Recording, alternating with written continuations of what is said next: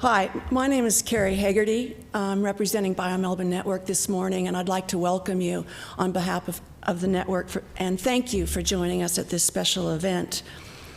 We have today a very important event, and we're most grateful that Dr. Rob Grenfell is here to speak to us about the state of affairs, and experts, global experts joining him, Dr. Andrea Douglas, Dr. Felicia Pradera, Professor Damien Purcell, Dr. Andrew Walby.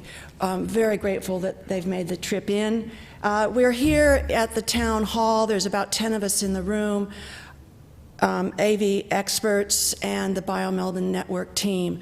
So we are taking federal and state government advice in terms of how we interact this morning, as we are sure you are.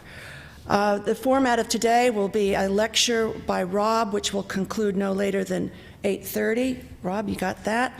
Then we'll move quickly into our panel discussion, which Andrew will lead. I will close the event, and we'll get you back to your coffees at 9 o'clock. I'd like to thank the state government for their support of these very special events at a very special time. And I'd like to acknowledge country. Our Indigenous friends are particularly susceptible to disease as early as 2009, disproportionately affected by H1N1. So a special acknowledgement to the Wurundjeri people in the Kulin Nation on the lands where we meet here. Just remind you that Menti can be used to use online questions. We would appreciate your involvement, and the hashtag #BioBreakfast is also available for your use. So with that, we'll move straight on to Rob and quickly through this 1-hour presentation. Thank you.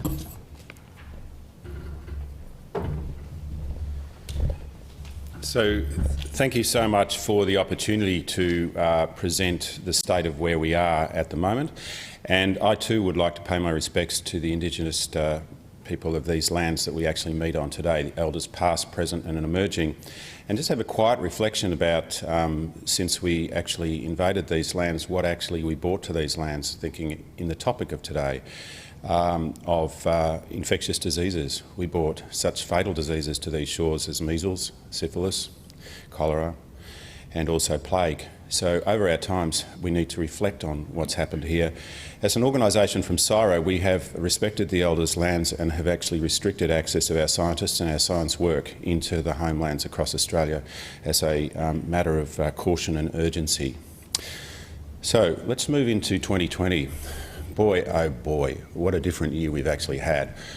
This is a view out of the plane coming into Canberra, the Namadgi National Park, just part of the absolute catastrophic events that we saw the new year in and through there.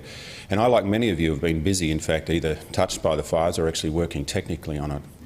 Then my team in Canberra, there's this Black Mountain in Canberra, was actually savaged by the biggest hailstorm we've ever seen, the size of my fist, that actually went through and damaged the work through there.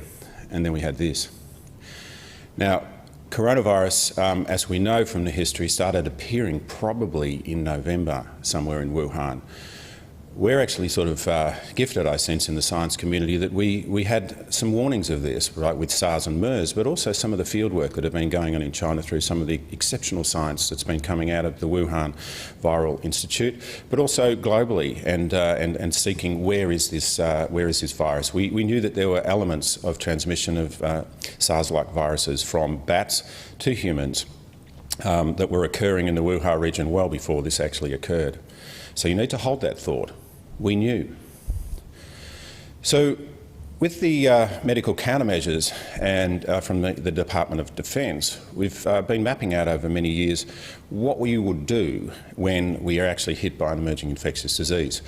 There are really essentially three things you can do. One is vaccines, the other is therapeutics, and the third is diagnostics. I'm pleased to say that work across these areas have been supported, but unfortunately not supported enough.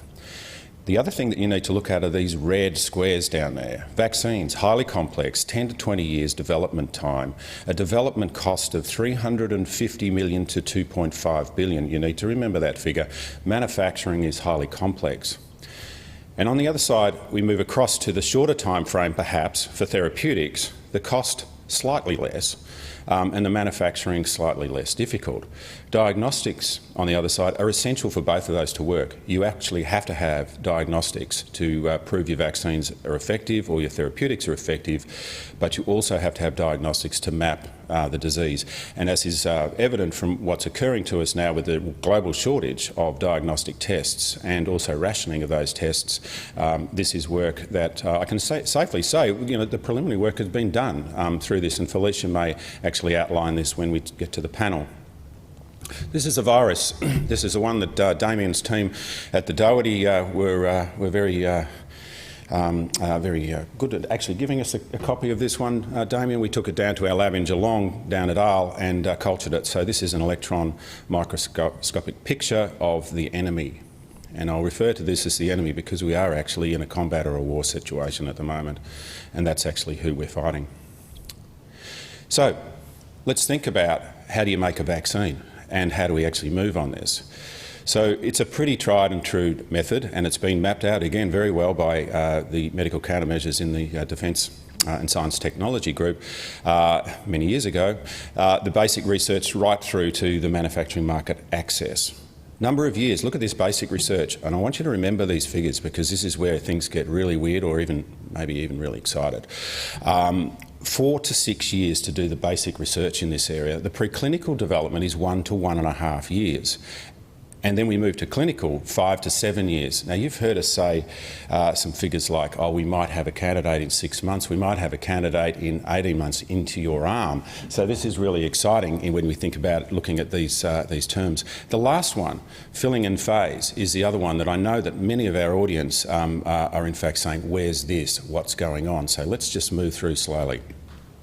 This busy slide is in fact actually busy because we've been really, really busy since the start of January. Now, where have we been busy? One, the Doherty was able to culture this. We were able to get our hands on that sample. Now, how did I get the hands on that sample? Mike Catton and I have known each other for years. I think I was his second phone call. Maybe you were the second one, Damien. Maybe you were the first. But Mike was able to tell me he had the virus and we were going to work out how to get it down to our lab in Geelong so that we could start replicating this and start our work.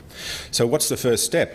One, we have to actually characterise this virus. We have to grow it in quantities that actually will allow us to start our testing. We have to analyse the genome. Now, I guess some of the questions we might be able to ask on the panel is what's happening to this. I've got teams that are looking at what's going on with regards to the genome globally, as many are.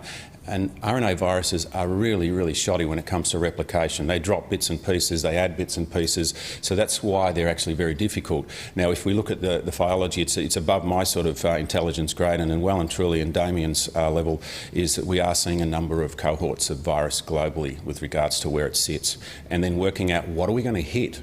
What target are we going to hit with regards to a vaccine, which is really the important part.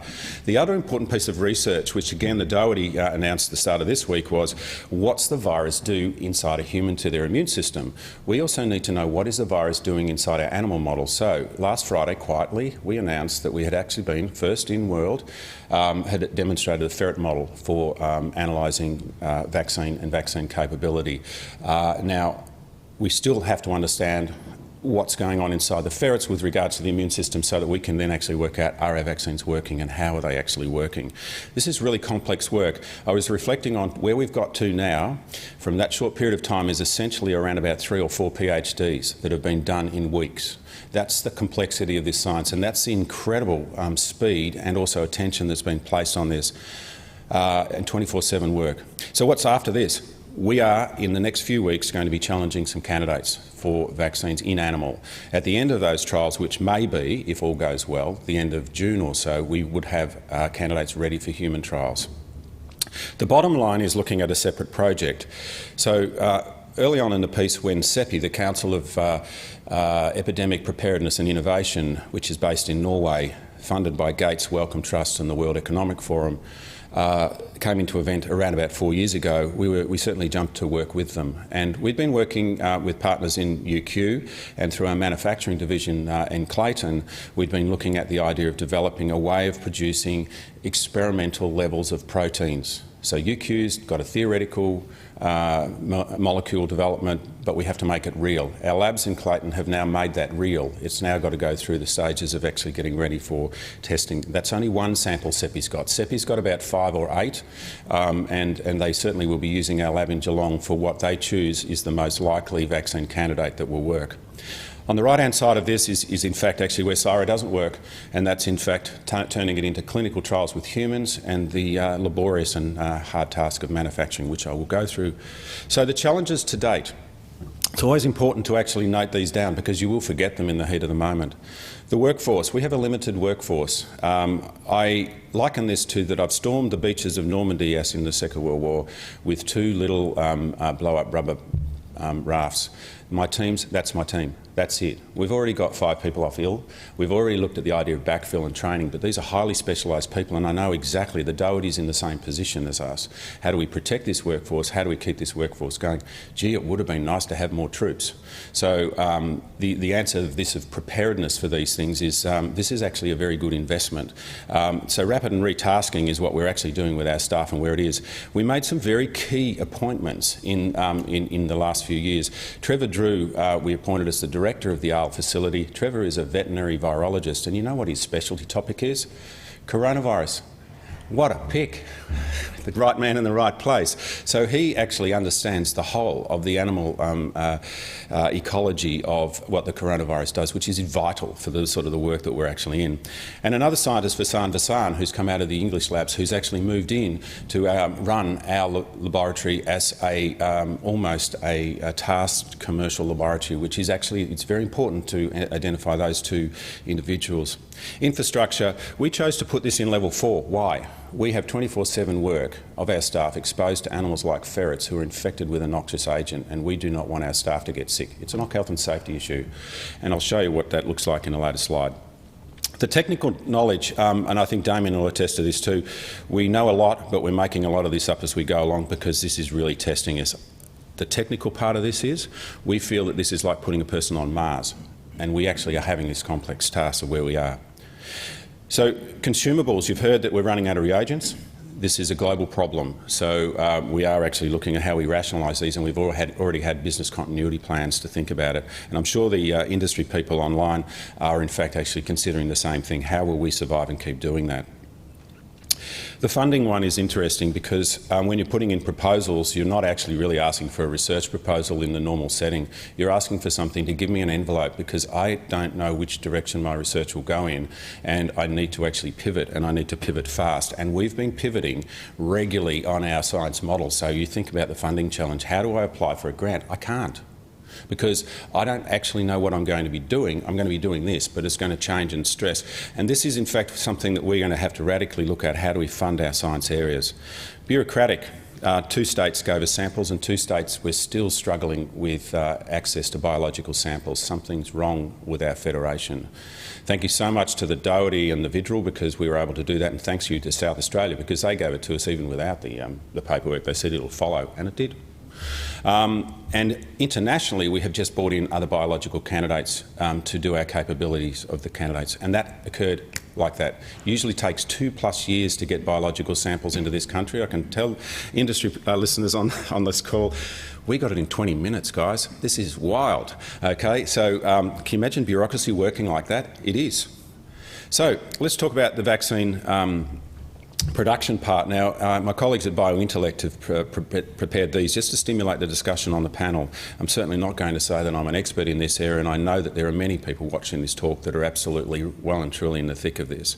But to point out the complexity, there is a lack of knowledge or education even inside many of our government departments and policy areas of actually how arduous and how laborious it is to actually do this. And this has been one of the problems. We're trying to tell people about complexity in a simple and possible way for them to support us and fund us. And I think that's, again, another point that I'd like you to remember. How do we say this in a very simple manner? And these get more complex, okay? It's a long, complex process. There's regulation involved in this. There's also the idea of actually how we scale these things up. So if we're successful, we go into clinical trials, we still have to think of the scale up. And for those of you online that are going to ask that obvious question, what are the plans there? Look, we sat down with CEPI somewhere around about early January on a meeting, and they, and I think unabashedly said to us, guys, we're making this up as we go along, because we actually didn't plan this far ahead, because we were actually planning. We hadn't actually completed the planning of what we were actually going to do.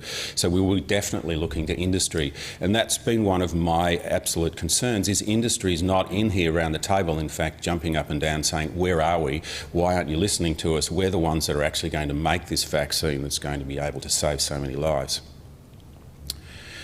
And so if we think about this, it goes on and on and on with regards to production and doing this. So you can imagine if, say, our great vaccine producer here in Melbourne, CSL, was to say, right, we're full throttle on influenza at the moment, and they should be, because everybody needs to have an influenza vaccine this year. But the question is, how do we actually switch to manufacturing something else that's new? Now, these are incredible technical challenges and problems at an industrial scale level. Now, how would we actually do this, and where's the discussions to do this, and where's the actual support to actually do the change that's actually going to need to occur for that? So let's think about an example here of the paediatric combination and its journey about where we went. So if we look at putting hexavalent things together, 1 vaccine, 9 antigens, 50 manufacturing steps, 223 analytical methods, and 1,277 individual tests. And you look at the amount of pages and data that's required for this to actually go through and comply with all of the necessities for doing this. Now, I'm not saying regulation's a problem. Regulation's essential. We need safety and quality. It needs to work. It needs to not harm people. We've seen many failures in the vaccine area, so we have to be rigorous with this, even though there's the urgency to actually solving this problem. So what are the challenges that we've got? Is the complexity and length of the production process, the nature of how to make these things. It can take 7 to 36 months production cycle of a single variation. The regulatory complexity, as I've mentioned, there's an enormous amount of pre-approval and post-approval things that actually need to sit at, although in our pandemic planning there are certainly some levers that we can actually try to pull on that. And the unanticipated increase, well, hey, we know the world wants this. And I've lost count of how many people are on the planet, but I was horrified by the death numbers out of northern Italy last night, nearly 500. And this just in one day. And I think in one sense is, yeah, the world needs this, and particularly those countries that actually have poorer health systems than ours. How are we going to do this? I don't have the answers to that. So where are we at the moment? This is the famous curves, and it's usually the bit that's on the right there, that second, that blue one that I've been hiding from people. You're all technical people and you probably already know this bit, but the red one's what's happened in Italy, Spain, Iran and Wuhan. No control, it's shot through the roof and they've overwhelmed. The green one is trying to get it below this mythical figure of let's make sure our hospitals can still cope with what they've got by flattening a curve. You flatten the curve, you make the infective, or at least the sick period longer. It'll be over a few months. Our pick is May, June, somewhere around there. We will be in the disaster zone with regards to the peak hits on our health system. If we've got this right, they'll be coping. But coping doesn't mean they'll in fact be working at what they would consider to be optimum levels, but they will be coping at that level. The next surge is really the problem. This is what Boris Johnson's foolishly been talking about, the herd immunity. He doesn't want that one, so he wanted everyone to get it in the first place. Now that is wrong, and certainly it's been countered by almost every medical epidemiologist in the world to say that that is actually not the way you would deal with this. Yes, the second surge will come when? August, September, October are probably the months. We saw this with H1N1. It was bang, and then we saw the second phase of H1N1, which was particularly vicious as well. And then we actually saw another kick in the proverbials a year or so later with H1N1. So these viruses are really cunning, and we need to continue on it. So we need drugs. We need diagnostics, and we need to continue on the vaccine work.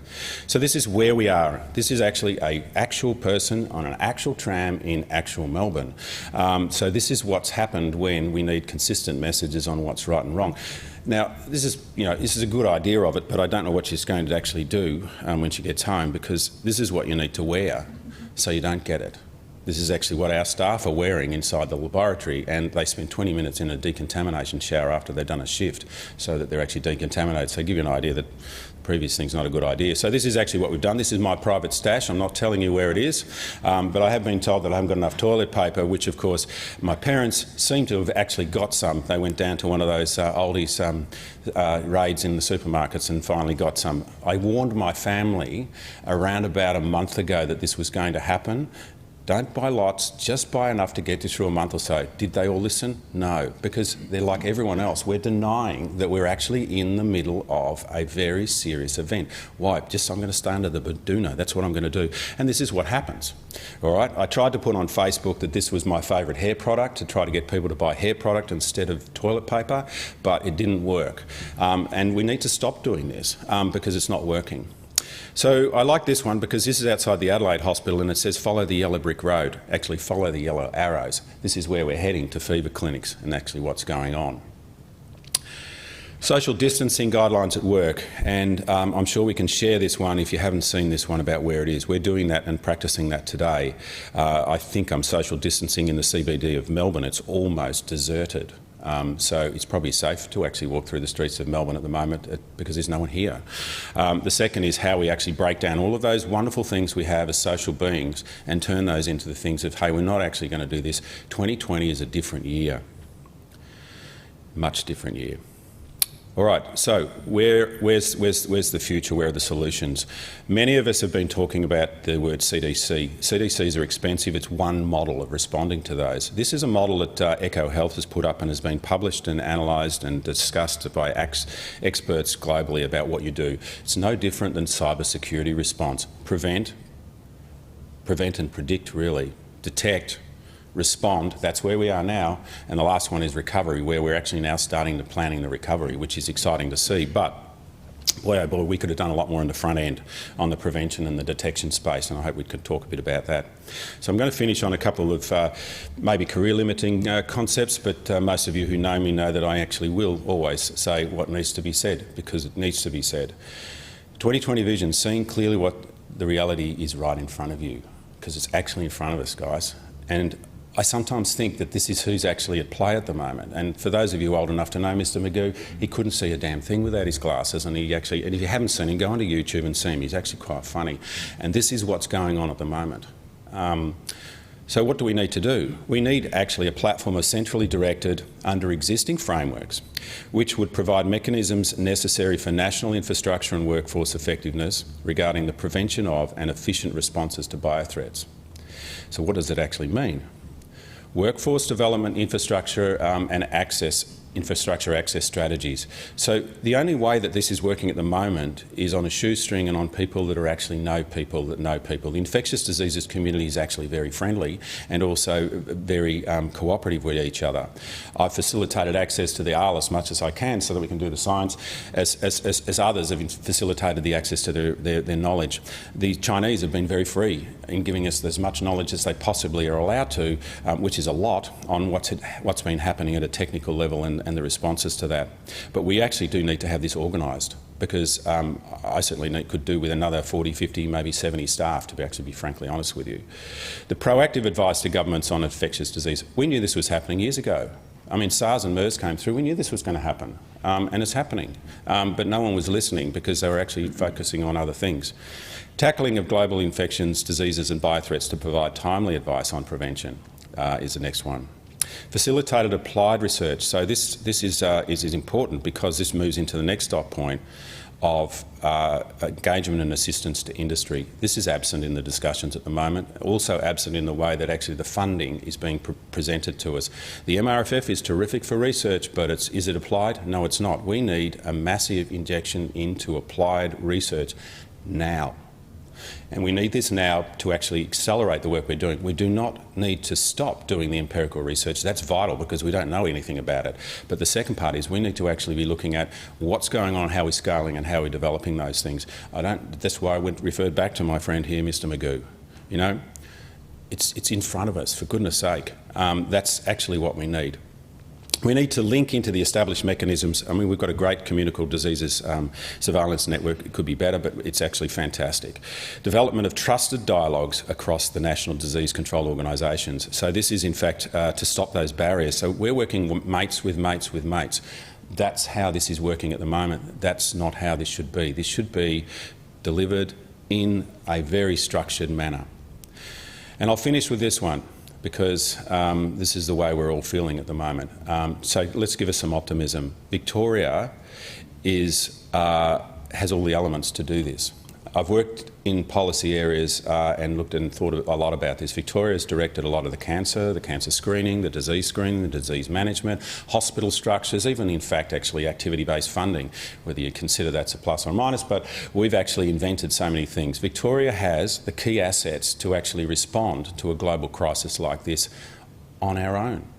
So one of the things that we actually need to do is power this through from the sense of Victoria saying to COAG, it's time we actually did this. It's time we actually move to the idea of a coordinated national approach to this. But there's nothing to stop it. I saw the national immunisation program start in Victoria and become national and become one of the envies of the developed world. Why can't we do it in this setting? That's really my premise at the end of this talk. So hopefully I've stimulated enough things to make either people angry, agreeable, or in fact want to actually join in the discussion. And I'm really looking forward to the panel discussion, because I know they've got a lot to say.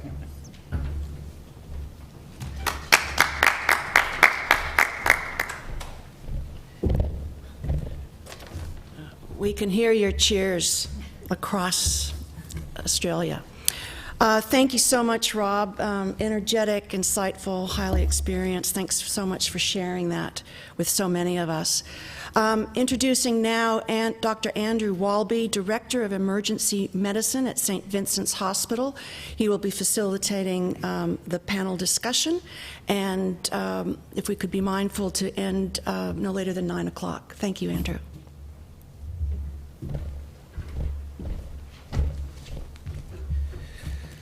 Thank you very much, and I'd like to thank the organisers for inviting me to facilitate the panel discussion. As a frontline clinician, I can assure you that the work that our guests and their organisations are doing is greatly appreciated, and the planning that has gone on over the particularly the last fortnight within the public healthcare system underpins the urgency that we have in relation to this matter. I'll introduce the panel. On my left is Professor Damien Purcell, Head of Molecular Virology Laboratory at the Department of Microbiology and Immunology at the Peter Doherty Institute. Dr. Felicia Pradera, Program Leader from DMTC, who's a pioneer in Australia's focus on medical countermeasures development. Dr. Rob Grenfell, who we've already heard from, who's a public health physician and director of CSIRO's Health and Biosecurity business, and Dr. Andrea Douglas from CSL, who leads CSL's Organisation Transformation Office, and I believe that you all have more comprehensive bios available to you. We've had a number of questions received prior to this morning, and there are further questions coming in. I'll ask the question, but I'll give each the opportunity to respond, there won't be any necessarily particular order of these questions. There are obviously a range of questions, and probably many more questions that we won't have time to address. So we might start with how likely is a recombinant DNA vaccine, or one produced by molecular clamps, likely to be effective? Damien. So I'm happy to answer that. So I mean, this has evolved out of a very long research stream against very difficult targets. So in the HIV arena, I've been involved with HIV vaccine development for 20 years. I've tested many, many different candidates. And recently, the last 5 years, we've been engaged with the European AIDS Vaccine Initiative. And most vaccine makers in this space have come down on a stabilised spike trimer or envelope trimer for HIV. So something that duplicates a producible target that you can manage the immune response. The difficulty with HIV and with hepatitis C, it's a moving target, so actually finding an immune response against that is actually quite complex, but we've had success against that stabilised trimer. So I'm encouraged because when we look at this, the virus, it's not a moving target. It looks like it's actually fairly stable. So we've got something that's, I think, achievable with this kind of technology. And for me, it's the top pick of a candidate for a vaccine. I guess we are in sort of commercial situations with regards to candidates and others that are going into the preclinical trial, so I sort of ask you to respect my evasiveness of answering this. But if we think about the platforms, Damien, about what works, what have we got?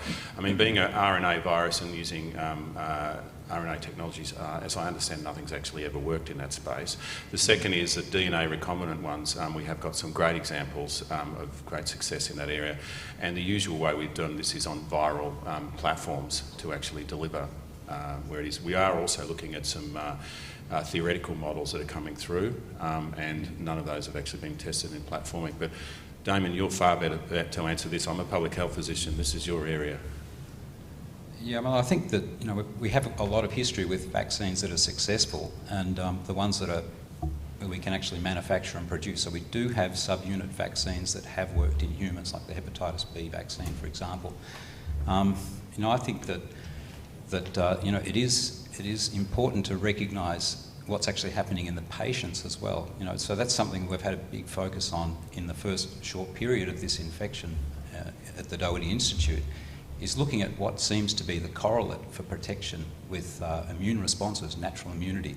So we know in my pet virus, HIV, there's no great correlate for protection other than broad neutralising antibodies. But in this case, we've actually now monitored and now published in Nature Medicine the first report that it looks like it's the B-cell response that precedes the protection of the patient, the recovery. So it looks like we have something that all of the things are lining up towards making an antibody-based vaccine, producing neutralising antibodies that can actually prevent the spread and infection of the virus.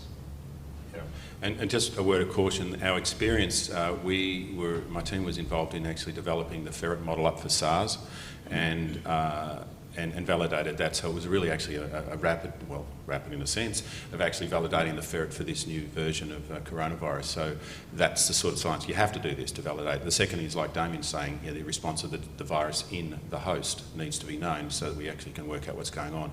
Word of caution, the SARS vaccine stopped because it was identified that they created more harm than good. So they clearly chose the wrong target or enhanced the immune system to actually create more harm. I think that's our biggest challenge, and that's what I'm really frightened about, the Moderna approach. But, maybe I'm wrong. I completely agree with you. I mean, I think that there's no guarantee for an out-of-the-park home run, and understanding what's a detrimental response with a vaccine is just as important as understanding a protective response. So I think narrowing the target focus is a more sustainable way, an achievable way of moving forward. So we're looking at that as well, as you well know. Thank you. The panel's been asked to comment on alternative strategies by different international groups, especially the Israeli Migol Institute. I hope I pronounced that correctly. Yeah, I'm not aware of that one. I mean, I've been approached, like Damien, I think, has as well, by just about everybody globally. Once you announced that you'd cultured the virus, you had everybody on your books, and we had the same thing. Yes, I'm aware of therapeutics that work in these areas. I'm not aware of this approach, Damien. Yeah, I mean, these things are coming through very quickly. I did look this one up, so thank you to the questioner for putting it forward ahead of time. This looks like it's something that's an advance out of a veterinary vaccine field, so chicken-based virus, it's a coronavirus that looks very similar to the human coronavirus, and they think that they can adapt that.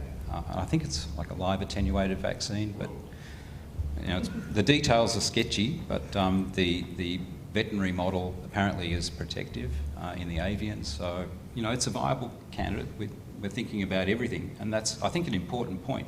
Nothing's off the table at this point. Everything should be assessed, considered, but, ultimately, pretty quickly, we're going to have to narrow down and focus on something that is the best candidate, because we haven't got the resources to do otherwise. I can add a little bit. Hopefully this is on from a global approach. So we've been sort of working very closely with CEPI, with Gates, and also my international counterparts in the various Defence Department and the Assistant Secretary for Preparedness and Response in the United States. I think, what's been really unique about this event is the open discussions and dialogues that are happening and the willingness to share. There's a lot of work that's going on. For example, the US DoD have a humanised cow, which they're generating polyclonal antibodies from for COVID. They've also developed an advanced platform around production of monoclonals as well. So all this is sort of information is being shared, and there's collaboration going on with the Gates Foundation as well here in Australia around repurposing of therapeutics that can be utilised for this. So I think in an emergency situation, all of those barriers come down, and it's really become a whole of government approach, not only here in Australia, but I think internationally as well. Okay, thank you. What is likely to be the most effective vaccine against COVID-19? Will it likely be a live attenuated vaccine administered as an aerosol, for example? I don't carry loose change anymore because it's actually an infectious risk, so I can't flip the coin there. Sorry, that's how I'd answer the question. I don't think, it's not off the table, live attenuated vaccine. One pleasing thing about looking at this virus, it's not mutating quickly. So it's a fairly stable target. So live attenuated vaccines for other things like measles work well under that sort of background of viral infection. But I think, we've got a pretty high bar for safety. We've got a lot of well people, most people are well, and we're coming forward with a vaccine against a totally unknown entity in large aspects. So, the safety, I think, is really important to consider, and this is where a live attenuated vaccine, for me, has risk. Okay, thank you. Isn't mass production rather than research and development the real bottleneck to the availability of vaccines? Yeah, maybe I can try and answer that. Well, yes, I think it's one of the bottlenecks. Obviously we need this really strong and coordinated research program. We need a very cautious and rigorous regulatory approach and clinical development pathway. But at the same time, then we need to be able to scale up what we're doing here. And we know that scaling up novel technologies is really challenging, and it will be for this. So, we have to start those efforts as soon as we can. I think we're very fortunate from our perspective. We heard Rob say CSL's going to play multiple roles in this effort. One of the number one will be continuing to produce flu vaccine. We're right in the middle of Northern Hemisphere production at the moment. Southern Hemisphere vaccine is going to be available very quickly, so we do have to make sure we keep doing that. One of the fortunate positions here is that the technology that's being used to manufacture a flu vaccine is different to what we imagine vaccine candidates are going to require for coronavirus. So it means that we can continue to make flu vaccine and then potentially utilise our biotech facilities to support the effort to scale up a coronavirus vaccine. And we do have those scalable facilities here in Victoria. We have a 500 litre scale facility, GMP facility in Parkville. We have a 2,000 litre scaled facility, GMP certified in Broadmeadows. We're already talking to CSIRO and the University of Queensland. So I think it's possible. We do, whether it's an antibody approach or a vaccine approach, we do have the technical and manufacturing capabilities to be able to scale up to ultimately treat probably thousands of people, at the scaled facilities that we do have here. And I also think this comes back to Rob's point earlier around preparedness planning and response, and a requirement really to understand what the infrastructure capability is around the country and how that can be leveraged and utilised. And part of what we did, which Rob mentioned, was a national capability audit around this element of manufacturing. So I think that, you know, we have elements here in the country, and what we found from that particular audit was that we had A-class components but C-class wiring, and that's part of what we've been doing in the medical countermeasures initiative and the national initiative, is to bring together all of those elements in the applied and translational phase of development, including manufacturing. You know, part of the international approach, particularly around manufacturing in the United States, they created those centres for innovation and advanced development and manufacturing, and the Department of Health had 3 centres which were tasked around flu production, and Securus has one of those facilities. But the Department of Defence had a sole purpose production facility called Ology down in Florida, and this is to be purposed for these CBR events. This is a biological threat event. And I think part of, you know, this comment around preparedness is considering, does Australia require something that can be turned on and utilised in an emergency situation? Thank you. What is the likelihood that this virus will mutate by next year, and will any vaccine approach be applicable? I mean, look, I'm not going to say it's impossible, because this virus has come from somewhere. You know, there's no identifiable source, so it looks like it's a recombination event that's occurred as it's jumped from bats into another species that we haven't identified. But you know, it's actually found a very receptive host now in a massive human population. I don't think it really needs to mutate to succeed in its spread. You know, one possibility that is out there, some of these drugs, for example, like remdesivir, that block the error correction mechanism of replication. You know, there's a possibility that perhaps some of the drugs might force mutations, but whether that impacts on the target that we've chosen, the spike of the virus for antibodies, is unlikely in my view. So I have put this question to Trevor Drew to ask him where it was, and it sort of talked about the journey. This is a virus that we saw mutate in SARS and MERS and come from other animal species through some intermediate animal species. In both those cases, it was actually too fatal for, in fact, actually continuation. This one is not as fatal anywhere near to MERS. MERS was a complete disaster in the sense of fatality. And that's a good success strategy for the viral replication. You know, to be too fatal, you know, rapidly killing the host, is not a good strategy for spreading. So sort of found a sweet spot. Yeah. I don't think it's going to mutate that much. So one of the things about the variation of the genome of the virus globally that's come on the shared maps is one that I know my team's looking at as to how to track it and say where's it come from. And I know the Chinese are doing this, and the Centre of Virology at Wuhan's a world-leading centre in the sense of actually doing this. It just happened to be that's where the outbreak occurred, probably because they were one of the few ones that could actually identify it. But the point there is are they related to severity of disease? So, you know, absence of a certain part, is it related to more severe disease or not? Transmissibility. Trevor's thought on the transmissibility is if you've got populations that are tightly packed, the virus doesn't have to be that more transmissible and can get more fatal. Whereas in Australia, our advantage may be we've got lots of space, and if we can keep our space open, is that the virus has to be more infectious but we're less fatal because it won't get from person to person. That's being simplistic, I know, but it may be the regional behaviours that we'll see in this, which may mean we'll have seasonal or global changes. Yeah, I mean, I think this is something we do need to watch in a research setting. I mean, just to put some numbers on the kind of changes that we're seeing, there's about 600 sequences of the virus deposited so far, and for a complex protein like the spike that we're targeting with antibody, I think there's 4 amino acids. So, you know, that's very, very little in the context of RNA viruses. That, you know, that's across all those isolates so far. Thank you. There's some crystal ball gazing asked of you. Could the panel please provide some general indication of the timing for the current lockdown to be relieved, to the availability of therapeutics and to the availability of a usable vaccine? That's probably a question you can ask about the lockdown because of the position you hold in Victoria, but maybe you can't tell us. I'm not aware.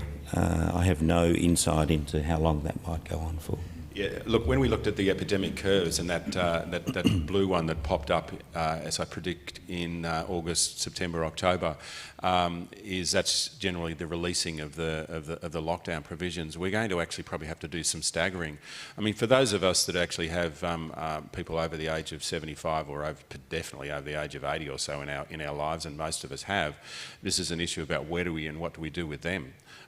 Because we are going to need effective and efficient ways to manage those populations, and asking people to be isolated for 6 months, which is in fact actually probably the common sense situation at the moment, is a very, very, very big ask. I would actually comment there's not a lockdown at this moment. I think that Australia is looking at Singapore and their great success, where they didn't actually totally lock things down, but actually implemented sound scientific strategies, so distance between people basically. So we've got, it's going to roll on. We might end up in a lockdown, but we're not there just yet, and hopefully we can stay out of that kind of a situation. And there's a lot of work that's being done currently by groups around the globe and also here in Australia about repurposing of therapeutics and going into rapid clinical trials associated with that. And so DMTC is working with our colleagues on one particular therapeutic. So I think, the plan is within about 10 to 12 weeks to have an answer as to whether or not that's effective, and then it comes down to, approvals and supply chain, so there are a whole bunch of complex factors determining, when we might have something to be used. Okay, so each panel member will be given the opportunity now to tell us what you believe are the priorities, what are your immediate concerns and obviously your long-term concerns, and what do you think about workplace changes that need to occur? So we might start with Okay, well, maybe you're focusing from an industry perspective or a translation perspective. I mean, clearly the priorities are, as we talked about before, getting a vaccine candidate and then having a plan in place to appropriately scale that up, so we can then go through the second priority, which is a cautious and rigorous clinical development pathway. On the whole, these vaccine candidates will be put into healthy people, as we talked about before. So, I think the priorities are about having a plan for scaling up, having a good plan for a rigorous and cautious approach from a clinical development and regulatory pathway.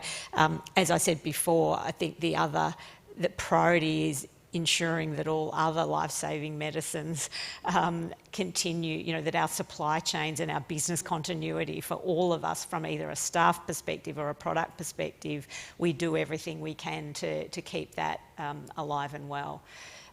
I guess, from a more individual perspective, outside of the broader business continuity, we all need to change the way we're working. We're doing that now. Many of us will be working from home. Technology will become more and more important, probably over quite a long period of time. None of us are going to be travelling. So I think we need to find new and innovative ways of still to be able to fight this enemy, as we said, because we are restricted in some ways as well, from both a workplace and being able to get around perspective. So I think they're the types of priorities that we all need to address. Totally agree with those. I mean, the pressing thing right now is for me to actually keep a match-fit team together to do the important work on doing this, which is a solid focus where I am. Things like funding and others, I mean, yes, it would be nice if they were sorted, but to me, I'm actually trying to keep that team together and the work going ahead. The other one is the realisation, as I mentioned, Australians need to understand the world is different. This is a different year. You need to actually behave in a much different manner. You need to comply to actually what you're being told. So we do need very strong, consistent messaging that actually says what you should or shouldn't do. So the panic buying is a response for people who do not know what to do. But if they're given surety, I know in some of the press I've said, it sounds like experts that we're foxing the question. The reason is because we actually are only doing best guess. And that may change tomorrow, but at the moment we actually need to do this. Our workplaces need to change. We've done that. Our behaviours in the general community need to change, and that's a moral obligation for that 4% of the population that are going to suffer very badly from this infection. We're trying to protect other Australians. So that's the stuff that keeps me awake at night, and boy, oh boy, I'm not sleeping. Yeah, I fully agree with everything that's been said. I think, some of the other elements that we need to consider is, a whole of government approach, and that is what's happened through our medical countermeasures program, but I think it's much broader than what we do around product development.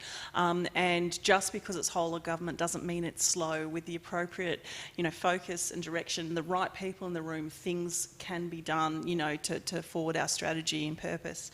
I think another thing, and I've noticed it very much in the media, was really that there is a rush, I think, amongst element for publicity and self-gain in this situation, and I think we have a social responsibility to sort of not stoke the fears and and the sort of confusion that's happening with the Australian. There are expertise here, there are expertise all over the country, and so this isn't a state by state issue. Yeah, I mean, I think these are all excellent points, and I agree absolutely with everything. But we are in a totally different incidence now, and some of the things that really impressed me amongst the infodemic that Rob mentioned before. We've got a lot of information. A lot of it's low quality information, misleading information. So, I think people who are educated in this area need to really speak out and give high quality information, often curated by universities or government departments, for example. And as we move forward, we're going to have quite a complex scenario here, because we've got therapeutics coming along, we've got vaccines coming along, potentially therapeutic antibodies, which could be useful. And just figuring out how we're going to actually interlace those to find out exactly which ones are going to work best is something that I'm beginning to think is going to be quite a complex area. Just proving a vaccine works has been the stumbling point for many of these earlier epidemics. For example, the first SARS, we couldn't test the vaccine candidates before the virus was essentially gone. And similarly with Ebola, it took heroic levels, unprecedented trial design to actually get that through to a point where we understood whether it worked or not. So, I think that's the next level of dialogue. We're beginning to get these things moving forward, and smart minds need to get together, good clinicians, good clinical trial design, to figure out exactly how we're going to prove this in the least possible time. And the inclusion of industry in that conversation. Exactly. Yeah. And just from my point of view, my priorities and concerns, it's already become difficult to maintain a workforce. We already have a number of staff off due to self-isolation, due to travel, due to contact with positive patients, and now with the schools closing, and schools are closing, that healthcare workers are not able to come to work, and unfortunately with the acute health clinicians, we can't work from home. We need to be at work, and that's probably our major area of concern going forward. And then obviously the projected peak, my understanding is that the epidemiological modelling is that we'll peak sometime in May or June, and my hospital alone has been identified as requiring up to 500. We will have 500 patients who need an acute admission. We don't have 500 beds, and that's just our organisation. So that's really, obviously our priority and concern. Just following on from something Felicia touched on, there's a specific question here that's been put to Rob, but obviously the whole panel can answer it. Is what do we need to do to ensure that Victoria leads the national approach? Look, my experience when I was a senior medical advisor for prevention and population health under both the Andrews Ministry and the Davis Ministry, and both were very competent health ministers in the way that they actually approached a number of issues. I have been very impressed by the Premier in Victoria about the leadership that he's actually been displaying here, but he's also been listening to experts like you, Andrew, and others in Brett Sutton, for instance, of actually making his play. And that's what we've heard Jim Botel talk about with HIV. Experts need to be feeding you what needs to happen, and you need to follow it. The bushfires, the way we responded to bushfires this year was so different than Black Saturday. And the way that the methodically, and thankfully so many lives were not lost by much more catastrophic and sizable fires. Why? Because we actually had instituted significant planning and also operational activities. That's what's lacking across the national area in this, and I know that we could in fact actually be much stronger in how we do that. Why Victoria? Victoria's got the assets. The assets are sitting here actually on this panel, and there's more of them that are actually here that could actually respond to this in a much coordinated fashion. Policy is made generally from the big states that actually push it into the COAG arena, and then change occurs. And my sort of call to the Victorian government is it's time to actually just do it and actually push that using the assets. We're all here. I mean, I've got facilities, my facilities are all in Victoria, and CSL as well, in the sense of actually that when we can activate international and national facilities through our links, now's the time to actually say, right, this is what we're doing and you're going to come with us. Yeah, I mean, I think that that's a very excellent summary. And, assets, for example, the Doherty Institute, concentrating different spheres of the endeavour into one building. We're very lucky we've got the WHO Influenza Reference Laboratory, for example, that is mandated to actually, look out and have surveillance for these pandemic flu threats, respiratory viruses coming along. So international experts like Dr. Cantus Abreu, who's in charge of that, she's involved in the SARS epidemic and with the National Institutes of Health in the US, just to have these people on tap here in Victoria, down the hallway from clinicians, down the hallway from scientists. These are great resources. So I think that was a very inspired thing. Have CSL based here, good interface with industry. And I think Victoria has the benefit of the concentration of this expertise and good communication between the partners. And I'll be the devil's advocate. I think we've also got to be very careful not to get into this, the siloed mentality. And I think that can become a danger in these sorts of situations. What we want is a solution. We want a practical solution, be it a therapeutic, diagnostic, vaccine, or a combination. So where it comes from, it doesn't matter. Let's pool all of our resources across the country. And yes, Victoria has a strength here, but let's make sure that we're looking beyond our academics, beyond our industry, and beyond the state governments, and have a coordinated response. Okay. There's been a call out for retired or otherwise employed doctors and nurses to come and assist.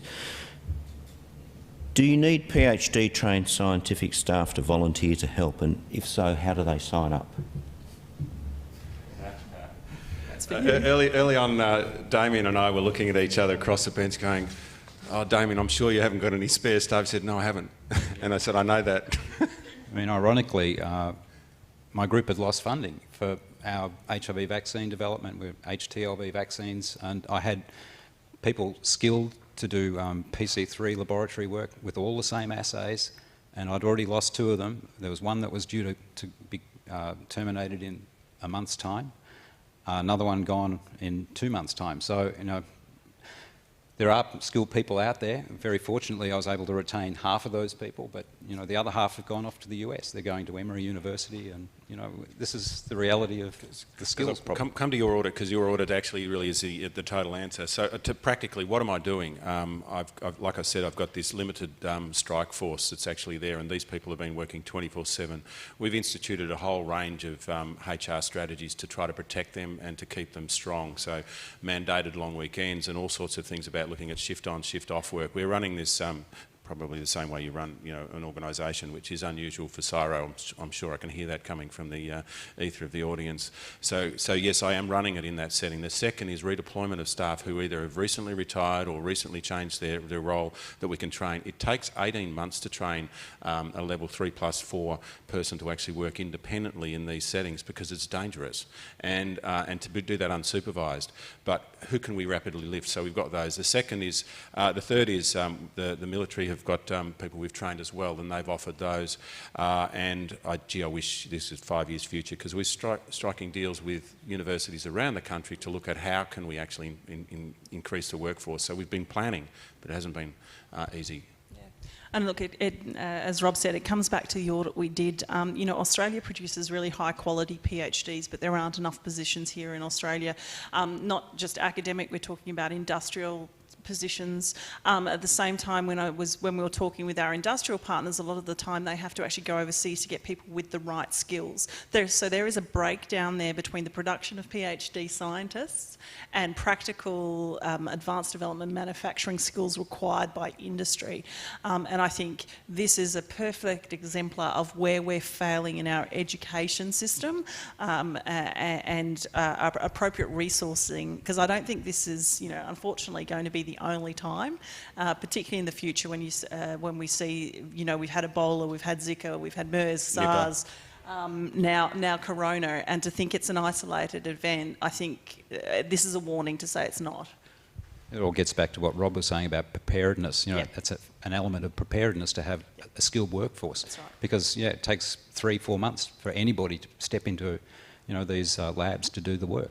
I mean, it's the same biosecurity for Australia. You can't just switch it on when we get this type of enemy. You've got to have the capabilities there all the time, and the industry, in a regular seasonal way to be able to tackle these types of issues. So, in a long-term planning sense, we've got to be building the biotech and the related industry in Australia, so that we can switch those capabilities on when we have something like this. Just as important as a submarine. Don't start me, Damien. All right. Unfortunately, we're out of time, and just one comment from the ether. An excellent presentation and panel discussion. So, on behalf of the organisers, I'd like to thank each of you for your time today, and I think we might have some closing comments. Thanks.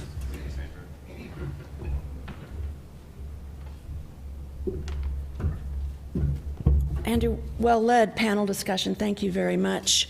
I was struck with, from a public health point of view, Michael Ryans from WHO talks about speed trumping precision. And what our global experts are faced with is not just speed, but also precision. So they don't have the choice that others might. So I want to thank our global experts. I want to thank BioMelbourne Network for their nimbleness and the state of Victoria for allowing this discussion to proceed on this special day. And I want to thank you, our membership, for supporting BioMelbourne Network. You were expecting to come here originally and have breakfast. Some of our panel members thought they were coming to breakfast. Alas, we're flexible, we're supporting each other, we're supporting our neighbors and elderly. Let's hang in there and we'll get there. Thank you for joining us today.